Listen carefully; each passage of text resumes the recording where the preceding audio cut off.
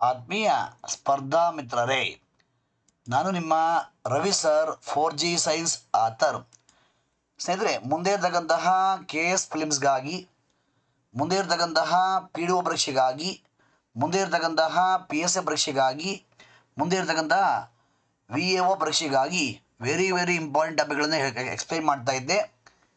ಈ ತರಗತಿಯಲ್ಲಿ ಹೊಸ ವಿಚಾರ ಹಾಗೂ ಕಂಪಲ್ಸರಿ ವಿಚಾರ, ಒಬ್ಬ ಸ್ಪರ್ಧಾರ್ಥಿ ಇದನ್ನು ತಿಳ್ಕೊಳ್ಳೇಬೇಕು. ಆ ಒಂದು ವಿಚಾರ ಯಾವುದು? ಲಿಟ್ಮಸ್ ಬಗ್ಗೆ ಸ್ಪರ್ಧಾರ್ಥಿ ತಿಳ್ಕೊಳ್ಳೇಬೇಕಾಗುತ್ತೆ. ಆ ಒಂದು ವಿಚಾರವನ್ನು ಈ ತರಗತಿಯಲ್ಲಿ ತಿಳಿಸ್ಕೊಡ್ತೀನಿ. ಲಿಟ್ಮಸ್ ಇದು ಒಂದು ನ್ಯಾಚುರಲ್ ಇಂಡಿಕೇಟರ್. ಇದೊಂದೇನೋ ನೈಸರ್ಗಿಕ ಸೂಚಕ. ಈ ಲಿಟ್ಮಸ್ಸನ್ನು ನಾವು ಹೇಗೆ ತಯಾರು ಮಾಡ್ತೀವಿ ಅಂದರೆ ಕಲ್ಲುಗಳಿಂದ. ಲಿಟ್ಮಸ್ಸನ್ನು ಹೇಗೆ ತಯಾರು ಮಾಡ್ತಾರೆ ಅಂದರೆ ಲೈಕನ್ಸ್ ಕಲ್ಲುಗಳಿಂದ ತಯಾರು ಮಾಡ್ತಾರೆ. ನಿಮಗೆಲ್ಲ ಗೊತ್ತಿದೆ, ಲ್ಯಾಬಲ್ಲಿ ನೋಡಿರ್ತೀರಿ. ಕೆಂಪು ಲಿಟ್ಮಸ್ ಕಾಗದ, ನೀಲಿ ಲಿಟ್ಮಸ್ ಕಾಗದ, red litmus paper, blue litmus paper ಅಂತೇಳಿ ನೀವೆಲ್ಲ ನೋಡಿದ್ದೀರಿ. ಈ ಲಿಟ್ಮಸ್ ಪೇಪರ್ಗಳನ್ನು, ಈ ಕಾಗದಗಳನ್ನು ತಯಾರು ಮಾಡುವುದು ಕಲ್ಲುಗಳಿಂದ, ಲಿಚನ್ಸಿಂದ ತಯಾರು ಮಾಡ್ತಾರೆ. ಈ ಪ್ರಶ್ನೆ ಪದೇ ಬಂದಿದೆ. ಲಿಟ್ಮಸ್ ಪೇಪರ್ ತಯಾರು ಮಾಡುವುದು ಕಲ್ಲುಗಳಿಂದ, ಲೈಕನ್ಸಿಂದ. ಓಕೆ, ಅದೇ ಥರ ಮತ್ತೊಂದು ವಿಚಾರ, ಲಿಟ್ಮಸ್ ಸೊಲ್ಯೂಷನ್, ಲಿಟ್ಮಸ್ ಸೊಲ್ಯೂಷನ್ ಇದೊಂದು ನೇರಳೆ ರಂಗು. ಈ ಒಂದು ಲಿಟ್ಮಸ್ ದ್ರಾವಣವನ್ನು ತಯಾರು ಮಾಡೋದು ಸಹ ಹೇಗೆ? ಲಿಟ್ಮಸ್ ಸೊಲ್ಯೂಷನನ್ನು ತಯಾರು ಮಾಡೋದು ಸಹ ಹೇಗೆ? ಕಲ್ಲುಗಳಿಂದ, ಲಿಚನ್ಸಿಂದ. ಲಿಟ್ಮಸ್ ದ್ರಾವಣವನ್ನು ತಯಾರು ಮಾಡೋದು ಹೇಗೆ? ಕಲ್ಲುಗಳಿಂದ. ಓಕೆ, ಈ ಕಲ್ಲುಗಳ ವರ್ಗ ಯಾವುದಪ್ಪ ಅಂದರೆ, ಕಲ್ಲುಗಳು ಯಾವ ವರ್ಗಕ್ಕೆ, ಯಾವ ಗುಂಪಿಗೆ ಸೇರ್ತವೆ ಅಂದರೆ ಥ್ಯಾಲೋಫೈಟಾ ಗುಂಪಿಗೆ ಸೇರ್ತವೆ. ಕಲ್ಲುಗಳು ಸೇರುವುದು ಯಾವ ವರ್ಗಕ್ಕೆ, ಯಾವ ಗುಂಪಿಗೆ? ಥ್ಯಾಲೋಫೈಟಾ ಗುಂಪಿಗೆ ಸೇರ್ತವೆ, ಗೊತ್ತಿರಬೇಕು. ಎಸ್, ಅದೇ ಥರ ಮತ್ತೊಂದು ವಿಚಾರ, ತಟಸ್ಥೀಕರಣ, ನ್ಯೂಟ್ರಲೈಜೇಷನ್ ಏನಿಂಗಂದರೆ ಆಮ್ಲಗಳು ಪ್ರತ್ಯಾಮ್ಲಗಳನ್ನೇ ವರ್ತಿಸಿ ಲವಣ ಮತ್ತು ನೀರು, ಸಾಲ್ಟ್ ಆ್ಯಂಡ್ ವಾಟರ್, ಲವಣ ಮತ್ತು ನೀರು ಉಂಟಾಗುವ ಕ್ರಿಯೆಗೆ acids reacts with base to form salt and water. It is called neutralisation, ತಟಸ್ಥೀಕರಣ ಅಂತೀವಿ. ಓಕೆ, ನೋಡಿಲಿ, ಆಮ್ಲ ಪ್ಲಸ್ ಪ್ರತ್ಯಾಮ್ಲ, ಆಸಿಡ್ ಪ್ಲಸ್ ಬೇಸ್ ಏನು ಬಂದಿದೆ? ಸಾಲ್ಟ್ ಬಂದಿದೆ, ವಾಟರ್ ಬಂದಿದೆ, ಲವಣ ಮತ್ತು ನೀರು ಬಂದಿದೆ, ಜೊತೆಗೆ ಉಷ್ಣ ಬಿಡುಗಡೆ ಆಗಿದೆ. ಈ ಕ್ರಿಯೆಗೆ ಏನಂತಾರೆ? ಈ ಕ್ರಿಯೆಗೆ ತಟಸ್ಥೀಕರಣ ಅಂತಾರೆ.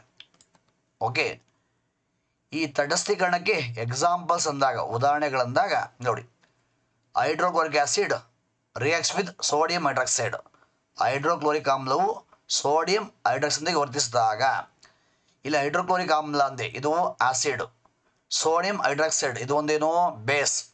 ಇವೆರಡು ರಿಯಾಕ್ಟ್ ಆದಾಗ ಏನು ಬಂದಿದೆ? ಸೋಡಿಯಂ ಕ್ಲೋರೈಡ್ ಬಂದಿದೆ ಮತ್ತು ನೀರು ಬಂದಿದೆ. ಇಲ್ಲಿ ಸೋಡಿಯಂ ಕ್ಲೋರೈಡ್ ಏನೋ ಸಾಲ್ಟ್, ಲವಣ ಮತ್ತು ನೀರು ಬರುತ್ತೆ. ಅದೇ ಥರ ಮತ್ತೊಂದು example, sulphuric acid reacts with sodium hydroxide, means acid reacts with base. ಏನು ಬಂದಿದೆ? ಸೋಡಿಯಂ ಸಲ್ಫೇಟ್ ಬಂದಿದೆ, ನೀರು ಬಂದಿದೆ, ಮೀನ್ಸ್ ಸಾಲ್ಟ್ ಆ್ಯಂಡ್ ವಾಟರ್ ಬಂದಿದೆ. ಯಾವ ರಿಯಾಕ್ಷನ್? ತಟಸ್ಥೀಕರಣ, ನ್ಯೂಟ್ರಲೈಜೇಷನ್. ಓಕೆ, ಈ ಒಂದು ತಟಸ್ಥೀಕರಣವನ್ನು ನಾವು ನಿತ್ಯ ಜೀವನದಲ್ಲಿ ಬಳಕೆ ಮಾಡ್ತಾ ಇದ್ದೀವಿ. ನಿತ್ಯ ಜೀವನದಲ್ಲಿ ತಟಸ್ಥೀಕರಣ. ಒಂದಿದು ಅಜೀರ್ಣ, ಇಂಡೈಜೆಷನ್. ಸ್ನೇಹಿತರೆ, ನಮ್ಮ ಜಠರ ಅಂದಾಗ ನಮ್ಮ ಸ್ಟಮಕ್ಕಲ್ಲಿ ಉತ್ಪತ್ತಿಯಾಗುವ ಆಸಿಡ್ ಯಾವುದು? ಹೈಡ್ರೋಕ್ಲೋರಿಕ್ ಆಮ್ಲ, HCl ಉತ್ಪತ್ತಿಯಾಗುತ್ತೆ. ಈ HCl ಅತಿ ಹೆಚ್ಚು ಉತ್ಪತ್ತಿಯಾದರೆ, ನಮ್ಮ ಸ್ಟಮಕ್ಕಲ್ಲಿ, ಜಠರದಲ್ಲಿ HCl ಜಾಸ್ತಿ ಉತ್ಪತ್ತಿ ಆದರೆ ಏನಾಗುತ್ತೆ? ಫುಡ್ಡು ಅಜೀರ್ಣ ಆಗುತ್ತೆ, ಇಂಡೈಜೆಷನ್ ಆಗುತ್ತೆ. ಇದರ ಪರಿಣಾಮ ಏನಾಗುತ್ತೆ? ಹೊಟ್ಟೆ ನೋವು ಬರುತ್ತೆ, ಹೊಟ್ಟೆ ಉರಿ ಬರುತ್ತೆ. ಓಕೆ, ಪರಿಹಾರ ಏನು ಈ ಥರ ಆದಾಗ? ಪರಿಹಾರ ಏನಪ್ಪ ಅಂದರೆ, ಸ್ಟಮಕ್ಕಲ್ಲಿ ಹೊಟ್ಟೆಲಿ ಆಸಿಡ್ ಜಾಸ್ತಿ ಆಗಿದೆ, ನಾವು ಹೊರಗಡೆಯಿಂದ ಬೇಸನ್ನು ತಗೋಬೇಕಾಗುತ್ತೆ. ಆ ಒಂದು ಬೇಸ್, ಆ ಪ್ರತ್ಯಾಮ್ಲ ಯಾವುದು? ಆ ಪ್ರತ್ಯಾಮ್ಲ ಯಾವುದಪ್ಪ ಅಂದರೆ ನೋಡಿ, ಈ ಒಂದು ಪ್ರಾಬ್ಲಮ್ಗೆ ಪರಿಹಾರ ಏನು, ಸೊಲ್ಯೂಷನ್ ಏನು? ಓಕೆ, ಮಿಲ್ಕ್ ಆಫ್ ಮೆಗ್ನೀಷಿಯಾ ಅಥವಾ ಮೆಗ್ನೀಷಿಯಾ ಹಾಲಿನಂತಹ ಆಮ್ಲರೋಧಕವನ್ನು, ಆಂಟಾಸಿಡನ್ನು ಮೀನ್ಸ್ ಬೇಸನ್ನು, ಪ್ರತ್ಯಾಮ್ಲವನ್ನು ನಾವು ಹೊರಗಡೆಯಿಂದ ತಗೊಂಡಾಗ ಏನಾಗುತ್ತೆ, ಸ್ಟಮಕ್ಕಲ್ಲಿ ಆ್ಯಸಿಡ್ ಇತ್ತು, ಹೊರಗಡೆಯಿಂದ ಬೇಸ್ ಬಂತು, ಆಸಿಡ್ ಪ್ಲಸ್ ಬೇಸ್ ಯಾವ ರಿಯಾಕ್ಷನ್ನು? ತಟಸ್ಥೀಕರಣ ಆಗಿ ಪ್ರಾಬ್ಲಮ್ ಸಾಲ್ವ್ ಆಗುತ್ತೆ. Okay, yes. ಮತ್ತೊಂದು ಇರುವೆ ಕಚ್ಚಿದಾಗ, ಜೇನು ಕಚ್ಚಿದಾಗ, ಕೀಟಗಳು ಕಚ್ಚಿದಾಗ ಎಲ್ಲಿ ಕಚ್ಚಿದವೋ ಆ ಭಾಗದಲ್ಲಿ ಉತ್ಪತ್ತಿಯಾಗುವ ಆಸಿಡ್ ಯಾವುದು? ಫಾರ್ಮಿಕ್ ಆಮ್ಲ. ಈ ಫಾರ್ಮಿಕ್ ಆಮ್ಲದ ಸ್ರವಿಕೆಯಿಂದ ಆ ಭಾಗ ಏನಾಗುತ್ತೆ, ಆ ಭಾಗ ಉರಿಯುತ್ತೆ, ಜೊತೆಗೆ ನೋವು ಬರುತ್ತೆ, ಗಂಧೆಗಳು ಸಹ ಆಗ್ಬೋದು. ಎಲ್ಲಿ ಉರಿತಾ ಇದೆಯೋ ಆ ಭಾಗಕ್ಕೆ ಏನು ಮಾಡಬೇಕು ಪರಿಹಾರ? ಈ ಪ್ರಾಬ್ಲಮ್ಗೆ ಪರಿಹಾರ ಏನು ಸರ್? ಉರಿ ಕಡಿಮೆ ಆಗಬೇಕು ಅಂದರೆ, ನೋವು ಕಡಿಮೆ ಆಗಬೇಕಂದ್ರೆ ಪರಿಹಾರ ಏನು?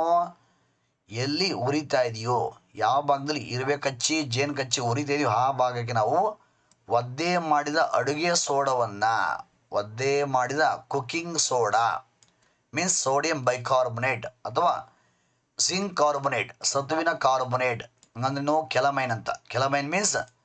ಕೆಲಮೈನ್ ಮೀನ್ಸ್ ಜಿಂಕ್ ಕಾರ್ಬೊನೇಟ್ನ ಆ ಭಾಗಕ್ಕೆ ನಾವು ಹಚ್ಚಿದ್ರೆ ಏನಾಗುತ್ತೆ? ಆಸಿಡ್ ಪ್ಲಸ್ ಬೇಸ್, ಸ್ಕಿನ್ ಮೇಲೆ ಆಸಿಡ್ ಇತ್ತು, ಹೊರಗಡೆಯಿಂದ ಬೇಸನ್ನು ಹಚ್ಚಿದೋ, ಆಸಿಡ್ ಪ್ಲಸ್ ಬೇಸ್ ಯಾವ ರಿಯಾಕ್ಷನ್ ಆಯ್ತಲ್ಲಿ? ತಟಸ್ಥೀಕರಣ ಕ್ರಿಯೆ ನಡೆದು ಆ ಉರಿ ಏನಾಗುತ್ತೆ? ಉರಿ ಮತ್ತು ನೋವು ಕಡಿಮೆಯಾಗುತ್ತೆ. ಓಕೆ, ಮತ್ತೊಂದು ಮಣ್ಣಿನ ಸಂಸ್ಕರಣೆ.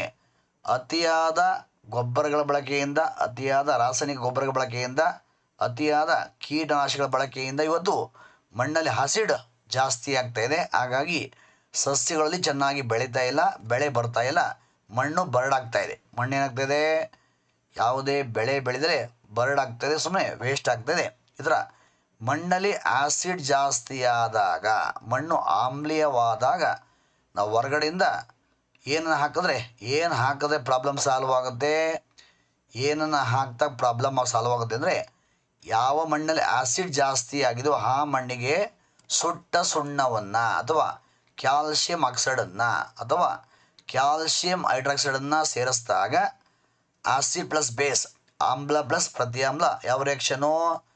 ತಟಸ್ಥೀಕರಣ ಕ್ರಿಯೆ ಜರುಗಿ ಆ ಒಂದು ಮಣ್ಣಲ್ಲಿ ಆ ಮಣ್ಣಿಗಿದ್ದಂಥ ಪ್ರಾಬ್ಲಮ್ ಏನಾಗುತ್ತೆ? ಸರಿ ಹೋಗುತ್ತೆ. ಆ ಮಣ್ಣಲ್ಲಿ ನೆಕ್ಸ್ಟ್ ಏನಾಗುತ್ತೆ? ಬೆಳೆ ಚೆನ್ನಾಗಿ ಬರುತ್ತೆ.